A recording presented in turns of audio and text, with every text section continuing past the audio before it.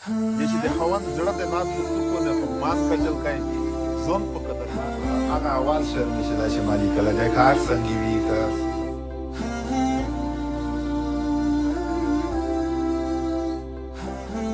د یقین میډیا قدرمنو کتونکو او اوریدونکو په سلامونو احتراماتو مو هرکلی کوم. زه عصمت پاچا یم. دا مهال تاسو ته وینه په قلم کې ادبي خپرونه وړاندې کوم. لکه څنګه چې تاسو ته بهتره معلومه ده چې په دغه خپرونه کې موږ د شاعرانو ورونو سره د هغوی په ژوند، فن او شاعرۍ خبرې اترې کوو. نو په دغه برخه کې نن موږ خوست ته راغلي یو، چېرته چې زموږ ګران استاز د طنز او مزاح شاعر ښاغلی جهانزیب جوهر صاحب اوسیږي. راځئ د ده په ژوند او فن به خبرې اترې وکړو. زموږ سره پاتې شئ او خوندونه واخلئ. السلام علیکم. وعلیکم السلام ورحمت الله وبرکاتو. زړه یې خیر نو خیر یې مننه. خوشحاله اوسې بچا سره. خوشحاله اوسې.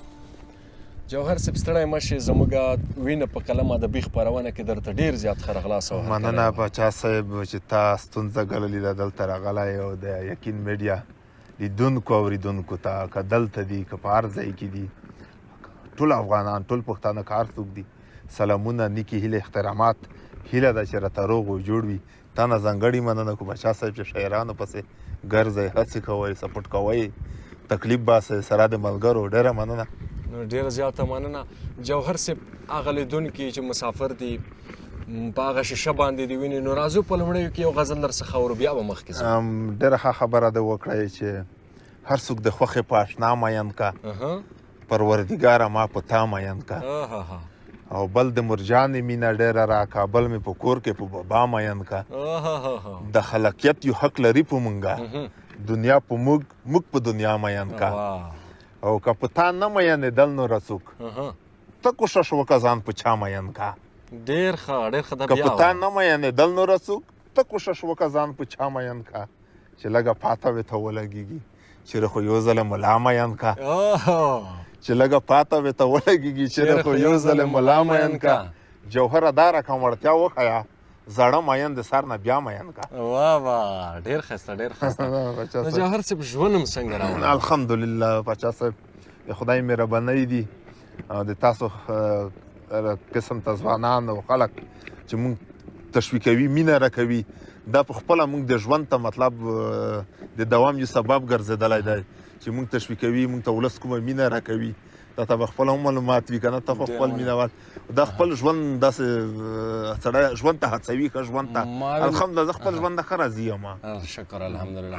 ما ویل داسې نه چې دغه ملا جان یو بیت درته یاد شي چې زه مې د خپل زړه حالات وینم ځکه داسې وایم افغانستان ټیک ده چې وران به وي خو دومره نه ده. خو دومره نه ده. نو جوهر صاحب د بچا صاحب ته خبره هم کوې دا بعضې شاعران دومره سره وظیفه کېږي که نه په شعر کې دومره نهیلی زړهتوب راواخلي نهیلی چې ورته ووایم چې تو خبره ده چې دومره هم نه ده وران که نه، ورته وایم چې دومره هغه ته هڅه مه کوئ خفګان ته په شعر کې.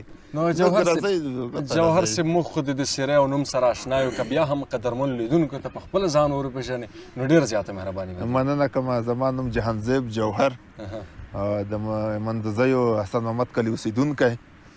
میره مې خلک ښه پېژني. تنظیم مزاحیه شاعري کوم. تر اوسه مې 12 کتابه چاپ دي، 3 ټولګې نه چاپې لرم. ماشاءالله. بس د خوست د ولایت یم. مننه.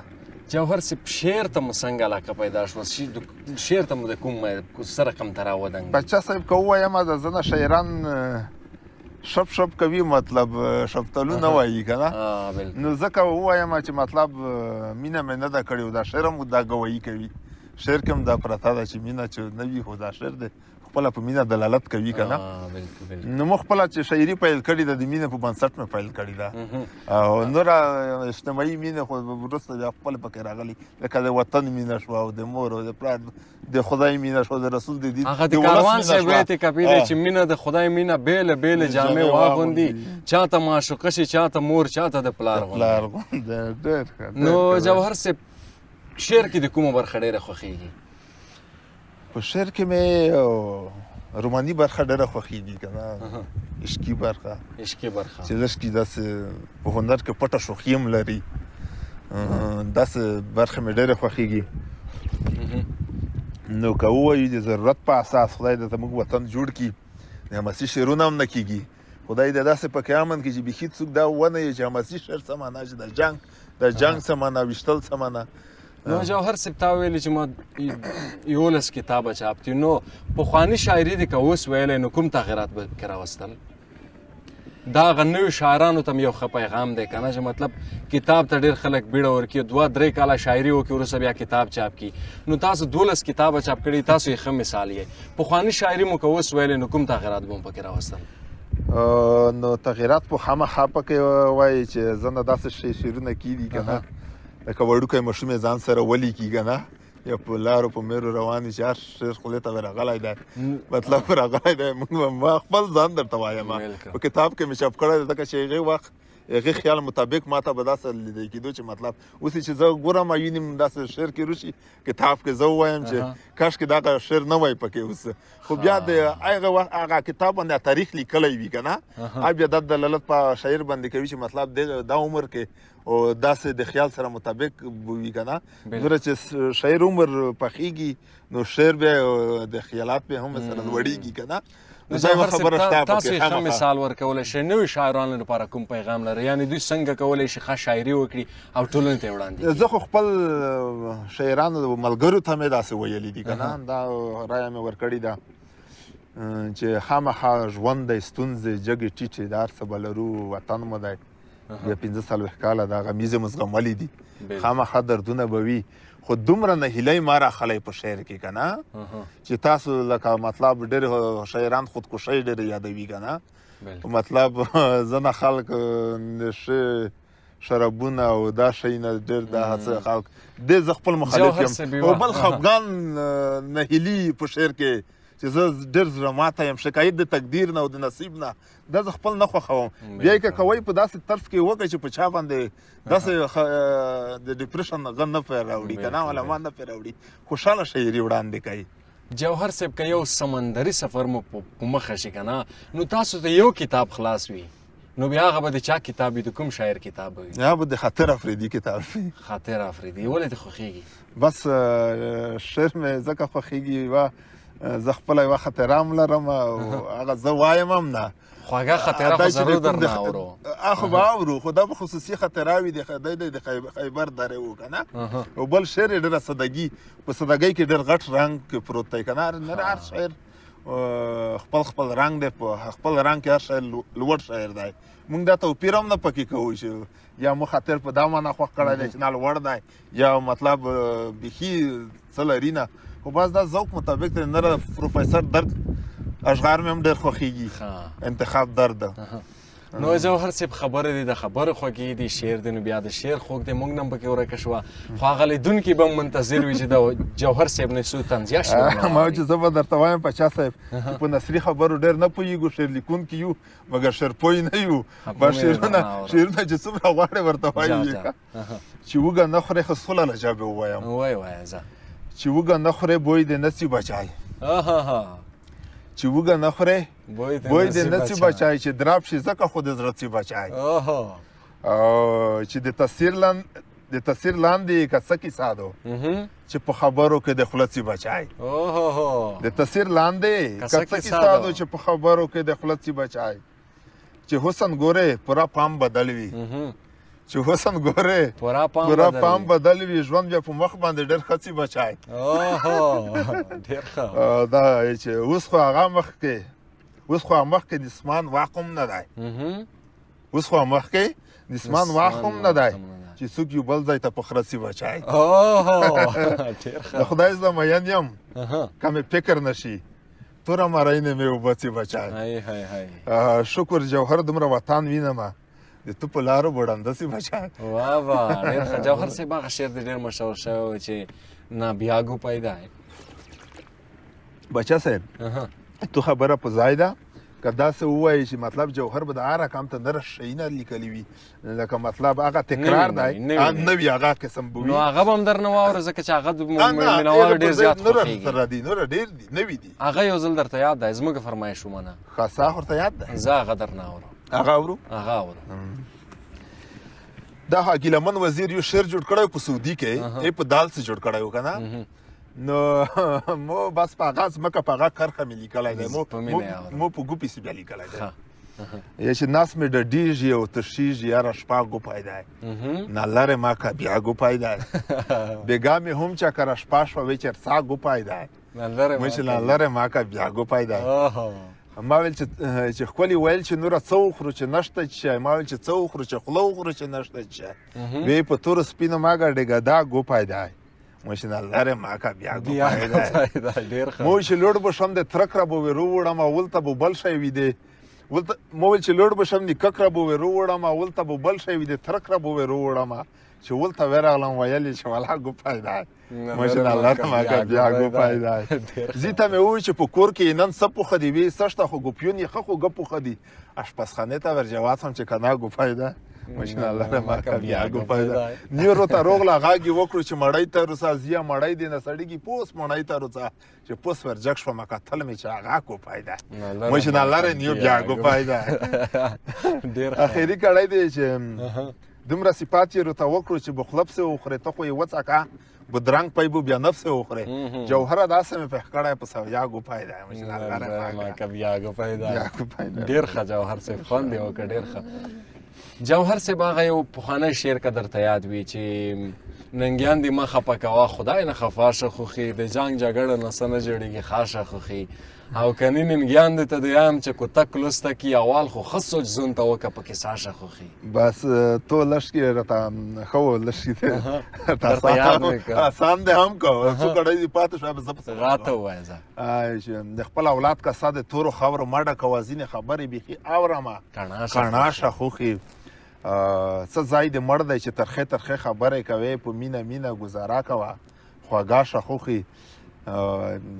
دریم به هم درکړي همدغه د جوهر فیصله اخري شپې دي دي څه مایه څلا شه خوښي ډېر عالي جوهر صاحب خوند یې وکړ ډېر عالي پاچا صاحب یې چې تا ته یاره کله کله ودرېږي زړه ته موږ ته د وړې خبرې نه درېږي زړه ته ما ته خو د تو نه بغیر نه راځي څو خیال ته زه وایم چې تو ته به شپېته درېږي زړه ته ما ته خو د تو نه بغیر نه راځي څو خیال ته زه وایم چې تا ته به شپېته درېږي زړه ته نوره خو یې څه کوې زه ډېر نه درته وایم ایمو ته د قسام دو چې نیکه درېږي زړه ته دا رقم شیرین شیرین د تره زمن مې مړه دي ژوندي خو یو ځل پرېږده نه مې مړه درېږي زړه ته او تا چې تمباکو د پلار نه پټ پټ راکول چې ما ته د جوهر هغه ښه درېږي زړه ته هی جوهر صاحب دغه ځای کې د یو شعر رایاد شو چې وړوکی وم لیکل مې اشعار پټ پټ او اورېدل به مې په نه زړه په پلار پټ پټ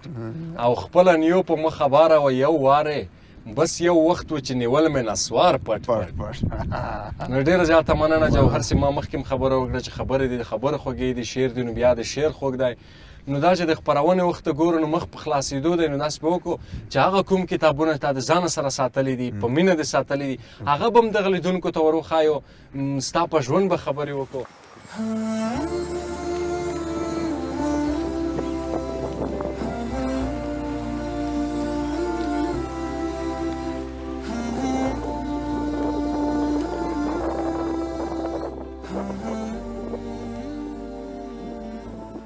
نو قدرمنو ملګرو بیا مې سلامونه ومنئ امید دی تاسو به ښه وئ قدرمندو دغه دی د جوهر صاحب کتابتون ته راغلو کتاب زما په لاس کې دی په مۍ خیرنې وریجې نو د ده دی به موږ ته د خپل کتاب نه یو څو ښایسته ښایسته شعرونه ووایي هغه شعرونه چې ټولنې ته یې وړاندې کوي په ښه توګه سره نو جوهر صاحب پاچا صاحب ستاسو راتګ دلته دا لوی غنیمت ګڼمه تاسو مینه ده او دا فرهنګي فعالیت چې تاسو پیل کړی دی شاعرانو ته ورځئ او ستاسو مینه ده دا کتاب په پښتۍ مې یو شعر دی اول به دا ووایم چې زنده باد شه چې وي ډک د خواخوږۍ زړه زنده باد شه چې وي ډک د خواخوږۍ زړه چې ساتلی یې وي هر وخت د کاکۍ زړه زړه کعبه ده پکې پاک مولا اوسېږي ته راجګ شې ته مې ولې په مرمۍ زړه زړه کعبه ده پکې پاک مولا اوسېږي ته راجګ شې ته مې ولې په مرمۍ زړه د جوهر دعا سلام په هغو خلکو او چې په ژوند یې ازار نه وي د مرغۍ زړه. هاي هاي هاي هاي جوهر صاحب دغه وخت کې ماته یو پوښتنه رایاد شوه، کوم وخت کې ډېر ښه شعر لیکلی شي؟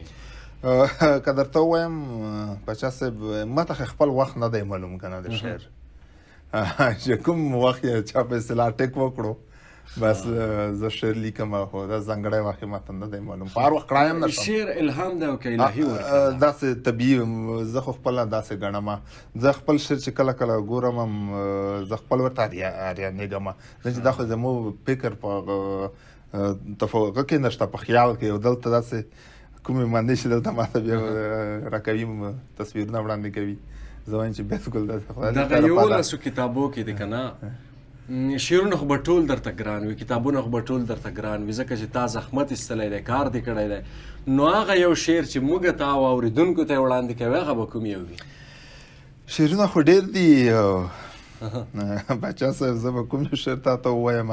ټول درته ګران دي. وایي هغه چا ویلي و چې شعرونه داسې دي لکه د شاعر زمن حسابېږي که نه، نو زمن ټولو ته ګران وي، نو هغه یو خو بیا هم نازولی غوندې وي، کوم یو شعر به وي؟ هغه اول شعر مې چې دا چې ما لیکلی دی، که هر څنګه وي، که هر څومره فاتح شعر وي، فاتح فکر پکې کې وي، خو ما ته په زړه پورې دی خپل، په مینه یې به درڅخه چې اول شعر مې لیکلی دی، بیا مطلب طنزیه او مزاحیه اول شعر مې چې دا زه بیا په طنز مزاح څه پوهېدم په هغه وخت کې، چې طنز شوي مزاح چې اول شعر لاره یې مو داسې لکه ویر کړه درته یاد ده؟ آفرین، چې